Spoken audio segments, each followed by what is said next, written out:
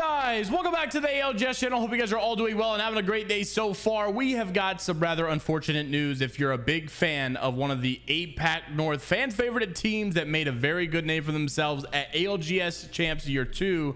Sadly, are going to be splitting up, more than likely, and making a roster change. Now, of course, we expected this. Rostermania is here in full effect, and we were very aware that Rostermania would be taking place right after Champs. People have already said that they're going to be stepping away from teams. Teams have already, basically expressed their desire to change teams. We've seen Rogue come back, Noco come back, Pricey come back. Many people have already returned, and of course, that's exciting stuff to see. But sometimes there are old-time duos that are now breaking up as they look for a championship and are not settling for bottom of the barrel. And that's totally understandable as well. It just kind of sucks to see sometimes these guys are, at the end of the day, they're friends. And, some of these things are friendships. You thought some of this stuff would last forever, but it is business at the end of the day. If you guys want to stay up to date, all things Apex Legends, news and esports related, make sure to like the video, subscribe to the channel. We did get our first confirmation of interview. I told you guys we're going to be interviewing some pros over here. One of the fan favorite North American rosters has agreed. One of their players has agreed. And honestly, pretty big time. I'm excited about this, and I thank you guys so much for expressing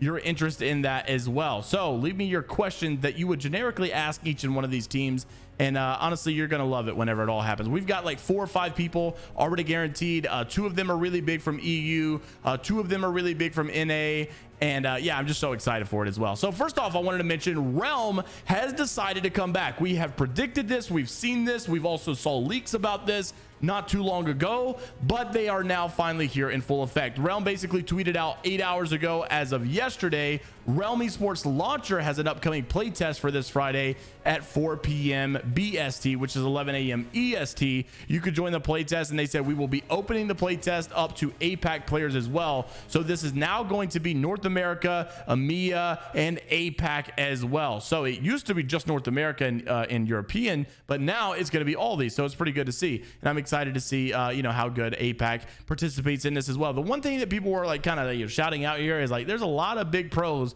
on vacation right now after Champs, because that's the time they do so. I think Verhulst is on vacation. Hal and a bunch of Snipe Down, all those boys are in Greece right now. So it's like, really interesting time to do this. But obviously some people are excited that there will now be something on the off season, on the off break to watch, because there hasn't been, really any other tournaments to kind of overtake this quite yet. We are seeing, and I'm not saying obviously that this is going to be like anytime soon, but I have seen from multiple news outlets regarding other games that this whole Saudi Arabia league is like the real deal. $45 million that apparently they are investing into this. Rocket League has already done some tournaments. Apparently Call of Duty is getting ready to do some as well. I think I heard Valorant was doing some. I'm not sure if they're going to get into the Apex world, but it would be really nice to see like some outside source that's not owned by the owners of the game that could come and do something really, really big. I would really love to see that. And so I'm always for these third-party companies trying to get involved. Now, unfortunately, this is where we come to the more sad part of our video today. We are going to be seeing a roster change coming out of PVX. Now, F-John basically shared on his stream, according to Reddit user FPS fan from Asia, and this guy said that PVX had basically some issues. We all knew this, and it's not that they were necessarily bad, and you may say, well, making it into finals is good, but of course these guys do not want just 17th. They don't want just I made it to finals. They want to win. They want to get top 5. They want to really make a name for themselves, like as being dominant forces in this scene. And if you watch PVX, as much as you may love them, and I love them as well, you have to agree it seems like they are lacking firepower. So F-John revealed on his stream that basically they will be making roster changes for year 4. F-John expressed his desire for a new team, saying that he felt limited by the way that they had been competing, that a 17th place finish in the finals was his limit with the current 3 players, and that he would be trying out as an IGL for this new team. The current PVX roster consists of Saku, F-John, and Shun, and Saku and F-John have actually been on the same team for more than 2 years, making them the longest serving duo on the current Japanese team. But the roster change could lead them to go their own separate ways. Unfortunate stuff, but like I said, the comments were all agreeing. Everybody was like, look, we're all big fans of PVX, but it's no secret that these guys were not going to win. I mean, we just kind of saw it. Like, they have their moments, they have their ability to win matches sometimes, but we just coming down to the end of it, you don't ever see them really pop off. You don't ever really see them win. I think even in the scrims, I mean, it's TSM, it's Dark Zero, it's the same guys that are doing so good in the in these international scrims. And when I say international scrims, I'm not talking about the online ones that are always weird ping. I'm talking about when they got to London, they were doing the scrims there at London, they were all on the same ping. It's still the same story. It just feels like some of these guys, and even in that region specifically, just doesn't always have the firepower they're looking for. Sometimes they're just random games that they win, but they can't ever keep it consistent, unfortunately. So not surprised by this roster change, but I think we're all affected by it to some degree, because I think we all rooted for them also as well. It just kind of sucks to see, especially their faces. I always remember these guys wearing the jerseys, and the fact that they could possibly be on different teams wearing different jerseys next time, it just doesn't feel right, man. This is like the people's team kind of, and I would just hate to see it, but it all makes sense. It's all business at the end of the day. You got to go for success when you're talking about competing and in a competition world, so I don't blame them one bit either. Now, having B2 emergently added into the video, this is coming from Nasky. This is coming from the Pioneers, that they are going to unfortunately be splitting up also along with PVX. Now, I don't really know why this happened, because yes, they did make it into the finals, and yes, they were, I believe, like about on match point. I think they got on match point right as TSM won, so they did not play bad. And honestly, I think this was like one of their best performances in a while.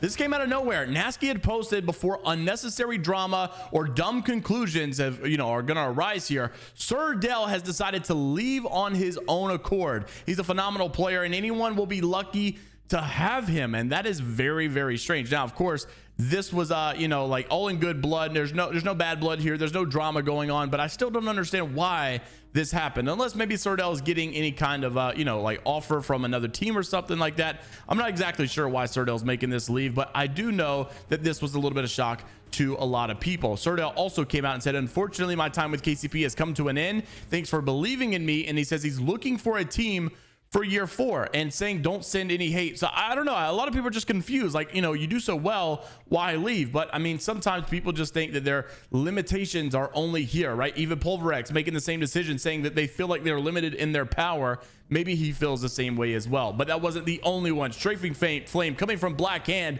This was one of the most I guess out of the ordinary performances that we were not expecting. These guys popped off the entire event, and they came out and said basically their entire team are now unrestricted free agents looking for an organization to represent for year 4 of ALGS. After finishing 3rd at year 3 championship, we're now setting our sights on winning land for year 4. Our entire team is hungrier for the opportunity than ever before. Basically, send us DMs if you guys are interested. So we kind of expected, I guess, a little bit bigger of an organization to get involved with this team, being how good they were, but I wasn't really sure or familiar with how big Black Hand was to begin with. So I'm not sure if this was like even like a big time org or what exactly was going on. I like their jerseys and such, but unfortunately they will be moving on as well. So they'll no longer be Black Hand. They'll be looking for a new organization to represent them, so interested to see where they land as well. Also, more drama coming out about the whole entire Olympus map thing. So Thornton Smash had tweeted, and it has been deleted now, that it was like it was a worst kept secret that Olympus was apparently going to become in the new ALGS map rotation. We've seen casters tweeting about it, and obviously I think you're going to see it in this video. But also, Minus Tempo came out and basically said, look, people are scrimming on Olympus not because it's coming into the map. It's scrimming on Olympus because Apex has taken out Stormpoint in the private matches for whatever reason.